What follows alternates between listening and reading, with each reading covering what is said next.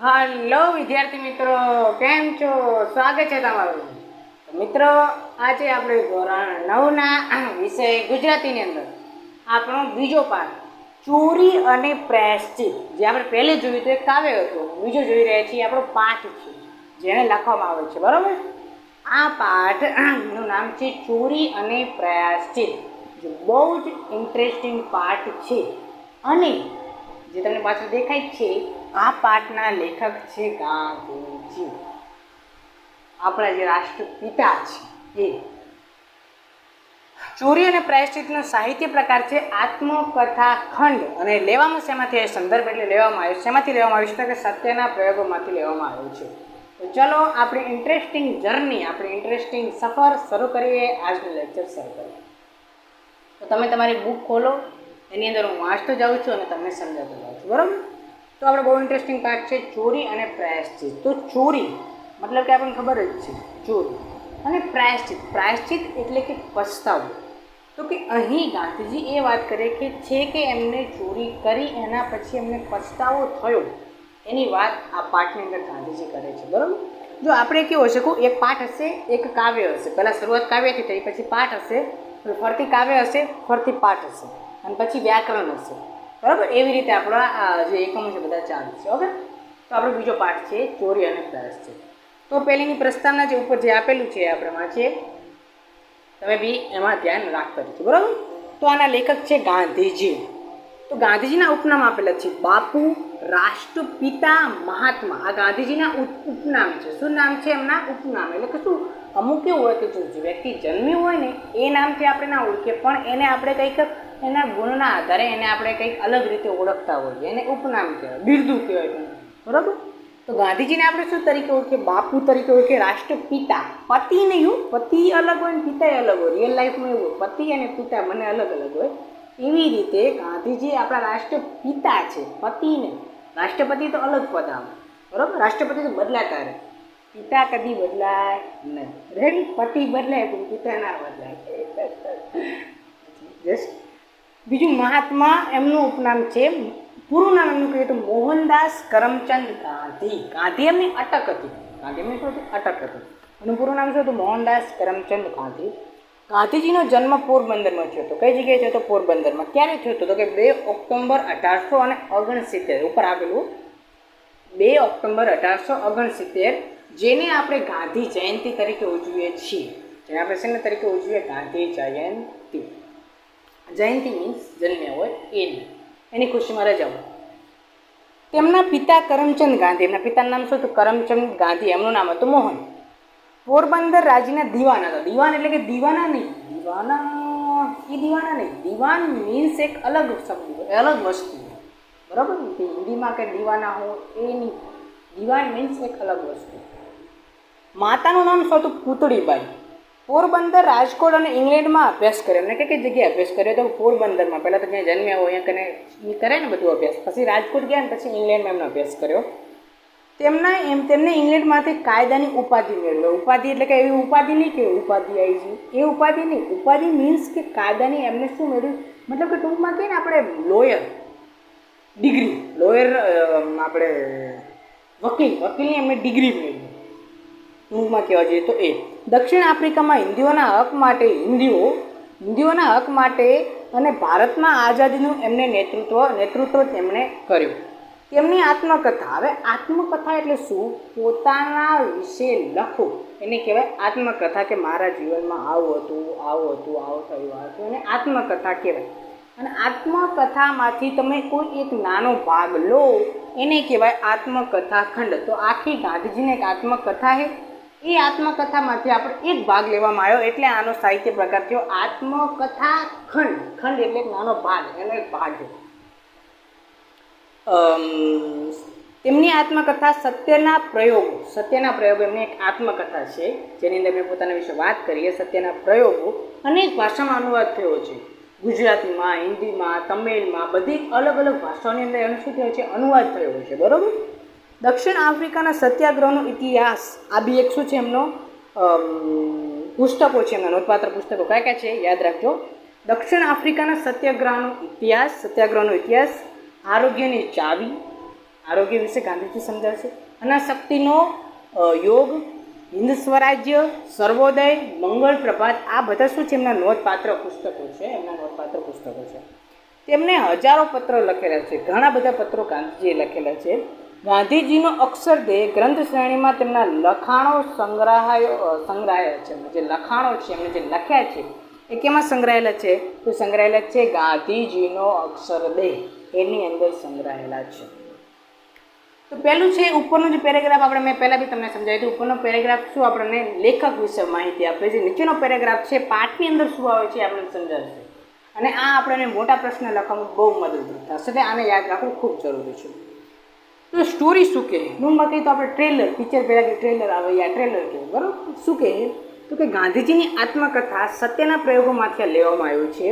લેવામાં આવેલ આ પ્રસંગ ગાંધીજીની નિર્ભીકતા, પ્રાયશ્ચિત કરવાની પ્રામાણિકતાની દ્યોતક છે. શું દર્શાવે કે ગાંધીજી કેવા નિર્ભય છે, ભય વિનાના, કેવી એમની પ્રાયશ્ચિત કરવાની એમની પ્રામાણિકતા છે, એના વિશે આપણને વાત કરે છે. કે એમને પસ્તાવો થાય છે, પસ્તાવો છે એ કઈ રીતે એમના પિતાજી સામે વ્યક્ત કરે છે એ આપણને સમજાવવામાં આવ્યું છે. પોતાના માંસાહારી ભાઈનું દેવું થયું હોવાથી એમના કળામાંથી સોનું ચોરવાની વાત આલેખી છે. શું કે એમના માંસાહારી ભાઈ હોય છે, એના કડું હોય છે, એમાંથી શું કરે છે, કડું થોડુંક, આ તમે સ્ટોરી સમજો, વાંચીશ ત્યાં તમને વધારે ખ્યાલ આવશે, બરાબર. તે ખાલી ટેન્શન એમને સમજો. પોતાના માંસાહારી ભાઈને દેવું થયું હોવાથી એમના કળામાંથી સોનું ચોરવાની વાત આલેખી છે. આ ચોરી કર્યા બાદ ગાંધીજીને પશ્ચાતાપ થાય છે. બસ ઘણી વખત થાય આપણે ભૂલ કરીને પછી આપણે એમ થાય કે યાર ખરેખર યાર આ યોગ્ય નહીં કર્યું, કરી પણ યોગ્ય નહીં કર્યું, અંદરથી કંઈક અમુક વાત હજમ ના થાય એને છે. તો એમને એવું પ્રાયશ્ચિત થાય છે. તેઓ પિતાજી આગળ ચિઠ્ઠી લખીને નિખાલસ કબૂલાત કરે છે. પિતાજી આગળ શું લખે છે? એમને વાતો સીધી તો એમને વાત કરતા ભૂલ કબૂલવી એમના માટે મુશ્કેલ હતી. એટલા માટે શું કહે, પિતાજીને ચિઠ્ઠી લખી અને કે પિતાજી મારે જોડે આ ભૂલ થઈ ગઈ, એમને ક્ષમા કરી દેજો, ફરી એ ભૂલ નહીં થાય. તો ચિઠ્ઠી લખીએ અને ચિઠ્ઠી લખી અને નિખાલસ એટલે કે જેને આપણે કહીએ કે ભોળા પણ નિખાલસ કુદરતી રીતે જે હોય નિખાલસ કબૂલાત કરે છે. ક્રોધી સ્વભાવના પિતા સજા કરવાને બદલે શું કરે છે? અશ્રુ સારે છે. ખુદ એ સજા નહીં કરતા પણ એમની આંખમાંથી આંસુ નીકળી જાય છે. તેમના ગાંધીજીને જીવનમાં પહેલી વાર સત્ય આચરણ અને અહિંસાનો પાઠ શીખવા મળે છે. આ પહેલી વખત ગાંધીજીને સત્યના આચરણનો અને અહિંસાનો પાઠ શીખવા મળે છે. પ્રાયશ્ચિત કેટલું મોટું પરિણામ લાવે છે તે અનુભવાય છે, બરાબર. અને અહીંયા છેલ્લી એક લાઈન આપેલી છે જે બહુ ઇમ્પોર્ટન્ટ છે. ગાંધીજી એકવાર કરેલી ભૂલ ફરી ન કરી એમાંથી મહાત્મા બન્યા છે. કઈ રીતે મહાત્મા બન્યા? કે એકવાર ભૂલ કરો, માણસથી એકવાર ભૂલ થાય પણ એ ભૂલ ફરીથી ન કરે તો એ માણસ મહાત્મા બને છે, નકા મહાત્મા બનતો નહીં. તો એ ઘડી કરો તો પછી એને ભૂલ થોડી કહેવાય, બરાબર. તેમાંથી શું બન્યા? મહાત્મા બન્યા. તો ચલો આપણો પાઠ સ્ટાર્ટ કરીએ. ઇન્ટરેસ્ટિંગ પાઠ વાંચતો જાઉં છું, તમને સમજાતો જાઉં છું. ગાંધીજી વાત કરે છે પોતાની આત્મકથા, એટલે એમ કહેશે કે મારું જીવન મારા એવી રીતે આવશે. મારા મીન્સ ગાંધીજીની વાત કરે.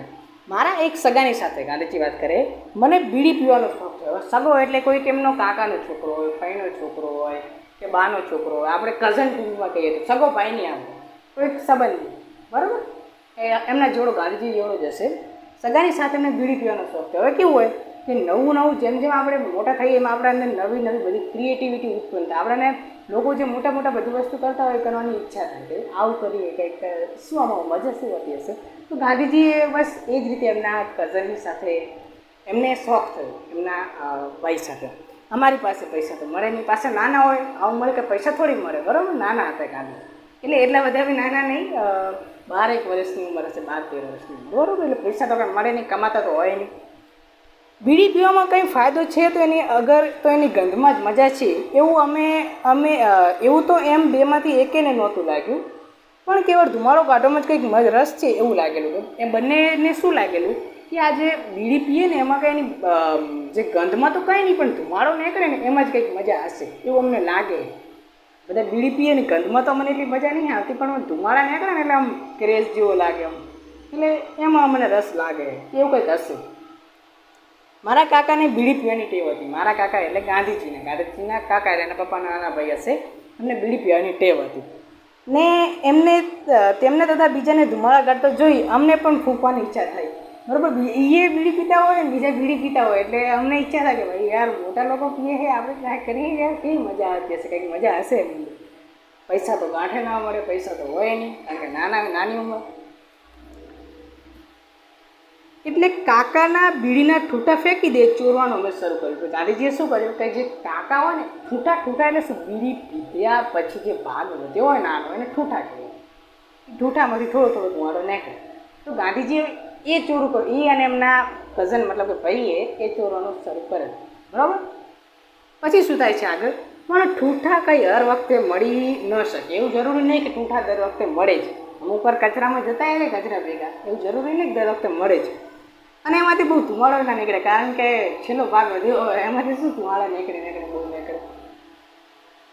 એટલે ચાકરને ગાંઠે 2-4 ડોકડા હોય તેમાંથી વચ્ચે એકાદ ચોરવાની ટેવ પાડીને અમે બીડી ખરીદતા. તો શું ચાકર એટલે શું, અમે કેવું નોકર રાખેલા હોય, નોકર ને ચાકર સરખું જ કહેવાય. તો ચાકર જે કામ કરવાવાળા હોય, હવે એમને તો પૈસા મળતા હોય ને કારણ કે કામ કરે એટલે એના પૈસા મળે ને. તો એ પૈસા એમને ખબર હોય કઈ જગ્યાએ, ગાંધીજીને ખબર હોય કે કઈ જગ્યાએ રાખે છે નોકર એમના પૈસા. તો એ પૈસા આમ ડોકડા એટલે આપણે એક પૈસો ને એક ડોકડો કહેવાય. 2 પૈસા એટલે 2 ડોકડા. તો શું હતું પહેલાં અત્યારે આપણે એટલી કિંમત નહીં રૂપિયાની, પહેલાં રૂપિયાની કિંમત બહુ જ હતી. બરાબર, રૂપિયો એટલે બહુ મોટો કહેવાય. અત્યારે રૂપિયો એટલે કાંઈ નહીં, રૂપિયા એક ચોકલેટ આવે ને શું. બરાબર, તો કે ચાકરના ગાંઠે 2-4 ડોકડા હોય તેમાંથી વચ્ચે હવે એકાદ ચોરવાની ટેવ પાડીને શું કર્યું, એમને બીડી ખરીદવાની શરૂ કરી. નવી બીડી એકદમ ઠૂઠું નહીં હવે, એકદમ કોઈ હળગાઈ જ ના હોય એવી બીડી લાવવાની એમને શરૂ કરી અને પછી શીખવાનું શરૂ કર્યું ગાંધીજી. બરાબર, ચોરી કરવાનું શરૂ કર્યું અહીંથી. પણ એ સંઘર્ષી ક્યાં આવે, બીડી મારી બેટી ખરીદી લીધી પણ રાખી જાય, અંતરી જાય ઘરના અમે કે પીવે એની બીડી પીએ. બરાબર, સંઘર્ષી કે એ સવાલ થઈ પડ્યો, વડીલોને દેખતા તો બીડી પીવાય જ નહીં. હવે વડીલો દેખતા કદી બીડી પીવે કે તો મેને. બરાબર, પીવાય જ નહીં એ ખબર હતી. જેમ તેમ કરી 2-4 ડોકડા ચોરીને થોડા અઠવાડિયે ચલાવ્યું. થોડા અઠવાડિયે આવી રીતે કર્યું કામકાજ. દરમિયાન સાંભળ્યું કે એક જાતનો છોડ, હવે એમને એવું સાંભળ્યું એક જાતનો છોડ આવે નાનો. એમનું નામ તો ગાંધીજીને યાદ નહીં, કૌંસમાં લખેલું છે એનું નામ તો હું ભૂલી ગયો છું, પણ એક જાતનો છોડ આવે છે, એક વૃક્ષ આવે છે. તેની ડાળખી બીડીની જેમ સળગે. હવે એની ડાળખી હોય આ બી એક તમાકુ જ કહેવાય ને, આપણે આ જે બીડી છે એ તમાકુ કહેવાય જે સળગે. તમાકુને ગાયો ભેંસો પણ નહીં ખાતા, માણસ જ ખાય.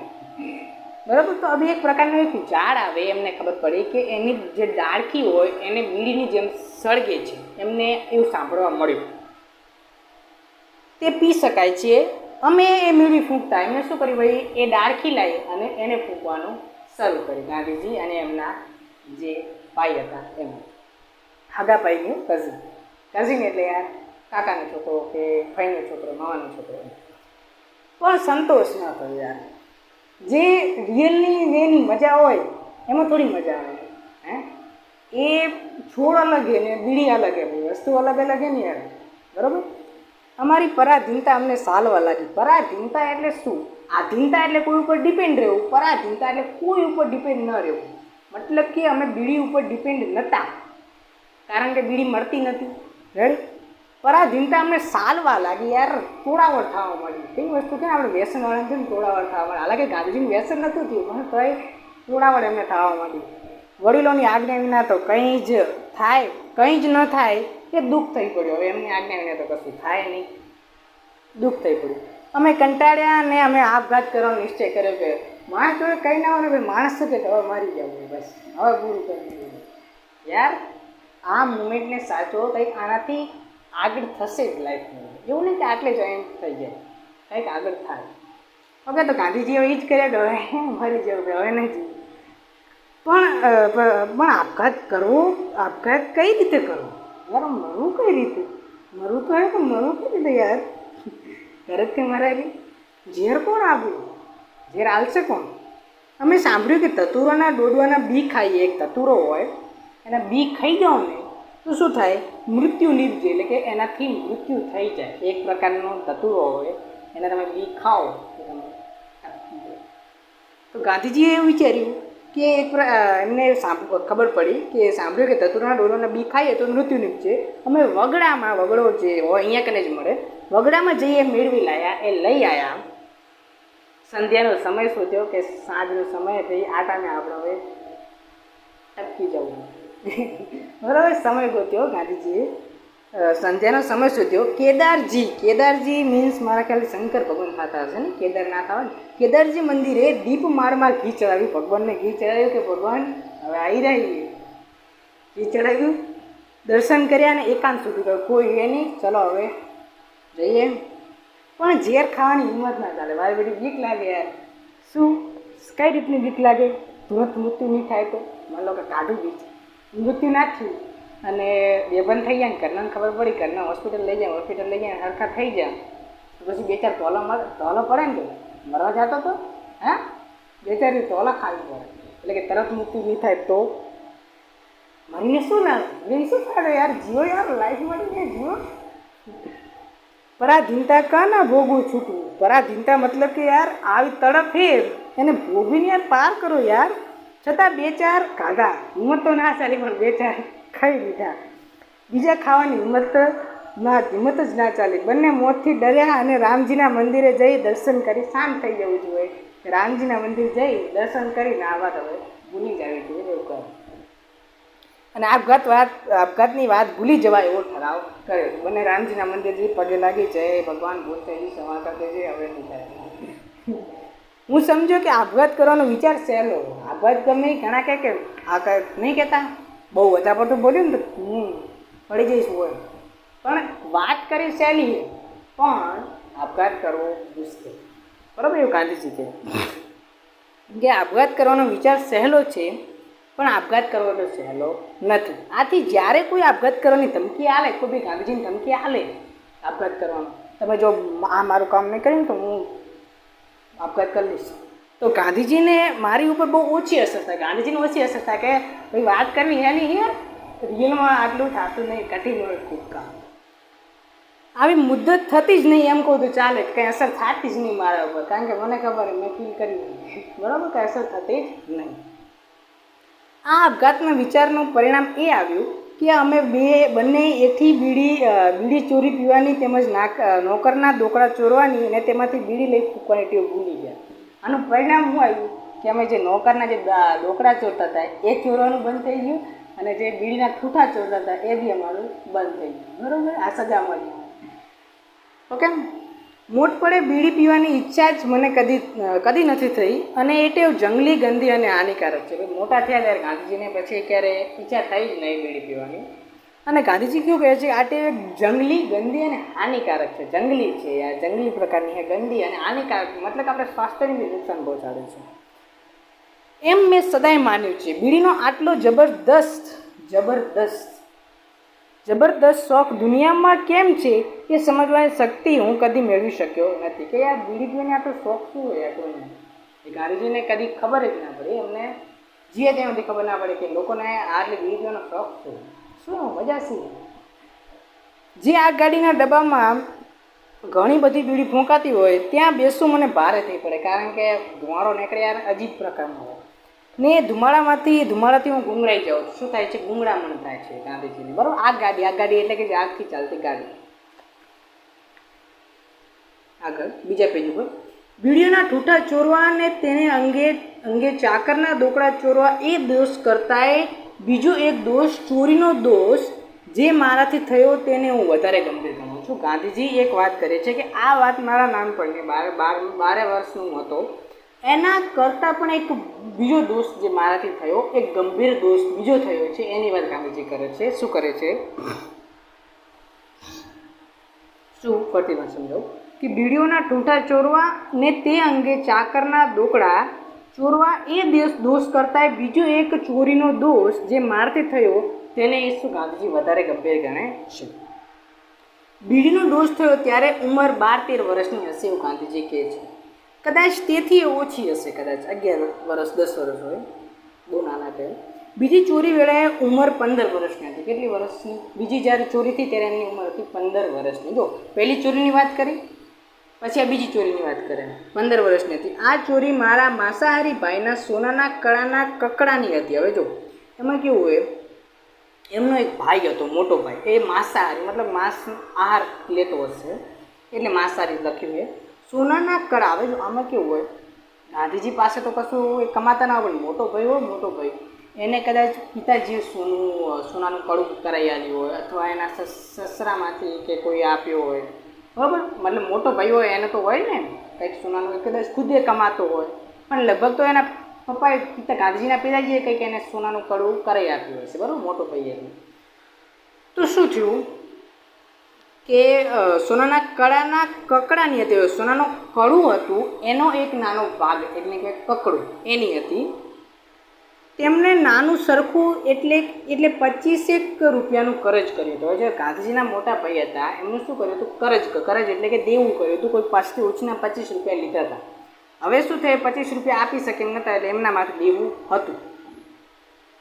એ કેમ પતાવવું એનો અમે બંને ભાઈ વિચાર કરતા હતા. બંને ભાઈ વિચારતા હતા કે હવે આ દેવું આપણે પપ્પાને તો વાત કરી શકાય નહીં, કારણ કે એમને પૂછીને તો આપણે કે પૈસા લીધા નહીં દેવું, બરાબર, એમને પૂછીને થોડી પૈસા લીધા કે હું આ ભાઈથી પૈસા લઉં રહું, આપણે પૈસા લીધા તો હવે પાછા આપણે કરી શકીએ એમ નહીં. તો હવે વિચારવું બને કે ભાઈઓ વિચારેલા કે હવે કરવું શું એમ. ગાંધીજી એમનું મોટા ભાઈ, મારા ભાઈને હાથે સોનાનું નક્કર કડવું હતું. એમના ભાઈના હાથે શું હતું, સોનાનું નક્કર કડવું હતું. હવે ગમે એ કરાવ્યું હોય, કાં ગાંધીજીના પિતાજીએ કરાવ્યું હોય, કાં એમના સસરામાંથી આવ્યું હોય, બરાબર, એમના મોટા ભાઈના સસરામાંથી. તેમાંથી 1 તોલો સોનું કાપવું મુશ્કેલ નહોતું, સહેલું જ હતું. 1 તોલું સોનું કાપવું હોય તો સરળતાથી કપાઈ જાય એમ એવું હતું. એ સોનાના કડામાં કડું કપાયું, કરજ ફીટ્યું, કરજ એમાંથી કડું હતું, કડામાંથી થોડોક ટુકડો કપાયો 1 તોલું જેટલું, અને એમાંથી 25 રૂપિયા હતા એ પછી કરજ આપી દીધું, બરાબર, કરજ પતી ગયું. પણ મારે સારું આ વાત અસહ્ય થઈ પડી, મને આ વાત હજમ ના થઈ. આપણે નહીં કહેતા અમુક વાત હજમ ના થાય, તો કે આ વાત ગાંધીજીને હજમ થઈ નહીં. પપ્પાને પૂછ્યા વગર અમે જે એમનું કડું હતું અમે આપ્યું હતું, એમાંથી અમે કરજ કર્યું હતું અને આપી દીધું, બરાબર. હવે પછીની ચોરી ન જ કરવાનો મેં નિશ્ચય કર્યો કે ના ભાઈ, નાનપણમાં એક ઘટના થઈ ગઈ, મોટા થઈ એક આ બીજી ઘટના થઈ, હવે ચોરી નહીં જ કરો એવું ગાંધીજીએ નિશ્ચય કર્યો. પિતાજી પાસે કબૂલ પણ કરી દેવું જોઈએ એમ લાગ્યું. એમને શું લાગ્યું કે પિતાજી પાસે મારે કબૂલ કરી દેવું જોઈએ કે આ મારાથી ભૂલ થઈ છે. જીભ તો ન ઉપડે, ગાંધીજીની જીભ તો ઉપડે નહીં પિતાજી સામે, કારણ કે પપ્પા તો ખતરનાક હોય, બરાબર. પિતાજી પોતે મને મારશે એવો ભય તો ન જ હતો, પિતાજી મારશે એવી બીક નહોતી ગાંધીજીની. શું બીક હતી એ વાત કરે છે.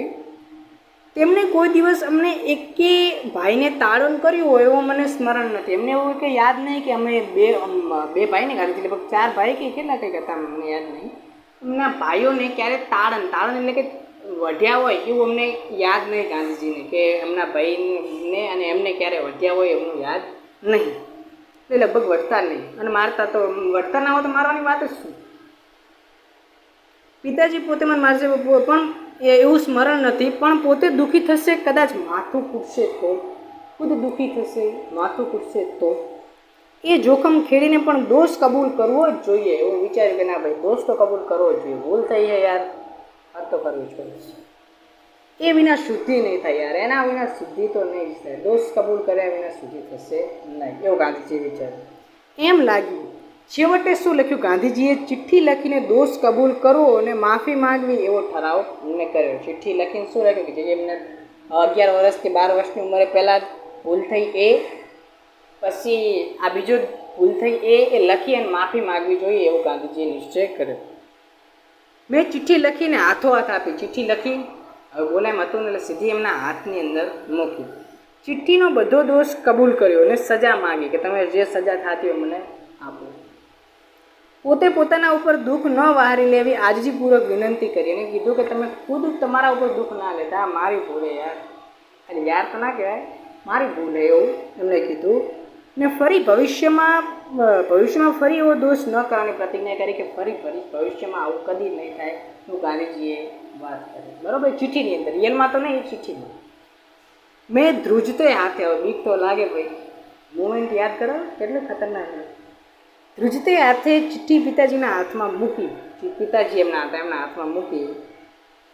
હું તેમને પાઠ સામે બેઠો. એમનો પાઠ હતો, પાઠ એટલે ખબર ને ખાટલા જેવું હોય, બરાબર, પલંગ. હું એમના પલંગની સામે બેઠો, સામે બીજું હશે ખાટલો, અહીંયા બેઠા હશે ગાંધીજી. આ વેળા એટલે સમય, આ સમયે એમને ભગંદરનું દર્દ હતું. ભગંદર એટલે શું, મતલબ કે કંઈક એક પ્રકારની બીમારી હશે તેથી એ ખાટલા વંશ હતા. ખાટલા વંશ મતલબ કે ખાટલામાં સૂતા રહેતા આખો દિવસ, કારણ કે અમુક બીમારી એવી હોય જેમાં વ્યક્તિ ખાટલે જ પડ્યો હોય, એવી એમને એક બીમારી હતી ભગંદર, જેના કારણે ખાટલાને વશ હતા. ખાટલો જેમ કે એમ કરવું હોય, ખાટલા વશ કહેવાય, બરાબર. એટલે ખાટલા જ સૂતા રહેતા. ખાટલાને બદલે લાકડાનો પાટ વાપરતા. ખાટલો નહોતો એટલે લાકડાનો એ પાટ વાપરતા. તેમને ચિઠ્ઠી વાંચી, ઊભા થયા, ચિઠ્ઠી વાંચી, સૂતા હતા પણ ગાંધીજી ચિઠ્ઠી આલી એટલે ઊભા થયા, ચિઠ્ઠી વાંચી. પછી શું થયું? ચિઠ્ઠી વાંચી, આંખમાંથી મોતીના બિંદુ ટપક્યા. અમને આંખમાંથી મોતી રૂપી આંસુ ટપક્યા, ટપક ટપક, અને ચિઠ્ઠી ભીંજાઈ ગઈ. જે ગાંધીજીએ ચિઠ્ઠી આપી હતી એ પલળી ગઈ. એમને ક્ષણવાર આંખ મીચી, ક્ષણવાર માટે આમ આંખ બંધ કરી, ચિઠ્ઠી ફાડી નાખી ને પોતે વાંચવા માટે બેઠા થયા હતા તે પાછા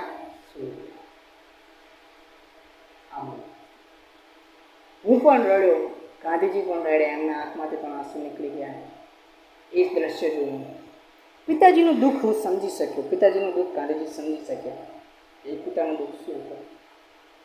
હું ચિતારો હોઉં, ચિતારો મીન્સ ચિત્રકાર, કલાકાર જો હોઉં, હે નહીં પણ હોઉં, તો એ ચિત્ર આજે પણ સંપૂર્ણતાએ આલેખી શકું, કે આજે પણ જો હું ચિત્રકાર હોઉં તો એ ચિત્રને તમારા સામે રજૂ કરી શકું, દોરી શકું, એટલું મને યાદ એ ચિત્ર.